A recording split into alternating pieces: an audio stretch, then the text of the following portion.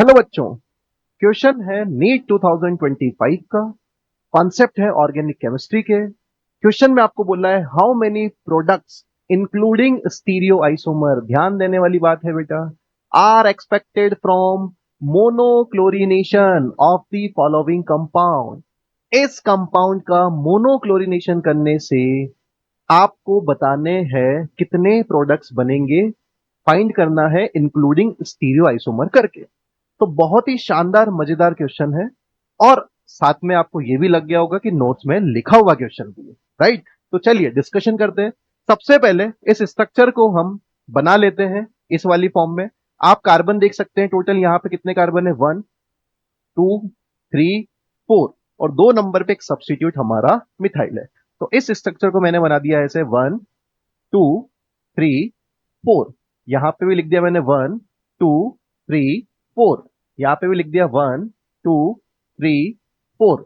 और एक और मैंने बनाया है 1 2 3 4। अब ध्यान से आप देखिएगा, मोनोक्लोरिनेशन का मतलब होता है, मोनो मतलब वन, क्लोरिनेशन मतलब एडिशन ऑफ क्लोरीन।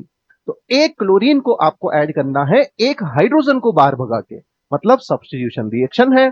तो आप यहां से बस इतना चेक करिए कि एक हाइड्रोजन को हटाना है, एक सीएल को लगाना है, और ऐसा करने से कितने प्रोडक्ट बन सकते हैं। तो सबसे पहले हम उस बात करते हैं। तो सबसे पहले आप क्या कर सकते हो कि 1 नंबर वाले कार्बन से एच हटा के वहां पर सीएल लगा सकते हो। आ गई बात समझ में? क्लियर हो गया? अब आपके दिमाग में डाउट आ रहा होगा कि सर इस वाले कार्बन से एच हटा के सीएल लगाया, तो इस वाले से एच हटा के सीएल क्यों नहीं लगा सकते? बिकॉज ये दोनों आपको सेम दिखेंगे। ध्यान से देखो, अगर आप इस कार्बन से एच हटा के सीएल लगाते या इस कार्बन से एच हटा के सीएल लगा रहे हो, दोनों स्ट्रक्चर आपको ऐसे ही दिखने वाले हैं। आगे बात समझ में?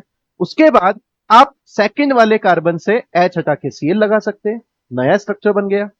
थर्ड वाले कार्बन से एच हटा के सीएल लगा सकते हैं, नया स्ट्रक्चर बन गया। और फोर्थ वाले कार्बन से एच हटा के सीएल लगा सकते हैं, एक और नया स्ट्रक्चर आपको मिल चुका है। तो टोटल पॉसिबल प्रोडक्ट तो आपको मिले हैं कितने, 4। बट क्वेश्चन में आपको क्या ध्यान देना था, इंक्लूडिंग स्टीरियो आइसोमर्स।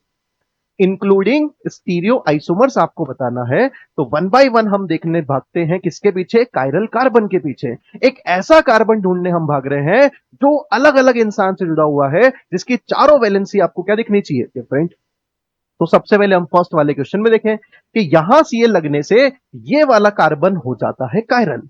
अगर ये कायरल कार्बन है तो ये यहां पे आपको आर कॉन्फ़िगरेशन भी दे सकता है और एस कॉन्फ़िगरेशन भी दे सकता है। मतलब यहां पे टॉप से भी मिथाइल लग सकता है, बॉटम से भी मिथाइल लग सकता है। दो स्ट्रक्चर बनेंगे, तो इस कंपाउंड के आइसोमर होंगे 2। नेक्स्ट हम बात करते हैं, इसमें कोई कायरल कार्बन नहीं है, कोई वेरिएशन नहीं है, तो ये एक ही रहेगा। नेक्स्ट ऑप्शन में फिर से आप देखिए कि ये सीएल वाला कार्बन कायरल कार्बन है, तो फिर से इसके आंसर बनेंगे 2। एक आर फॉर्म बनेगी और एक बनेगी एस फॉर्म। क्लियर?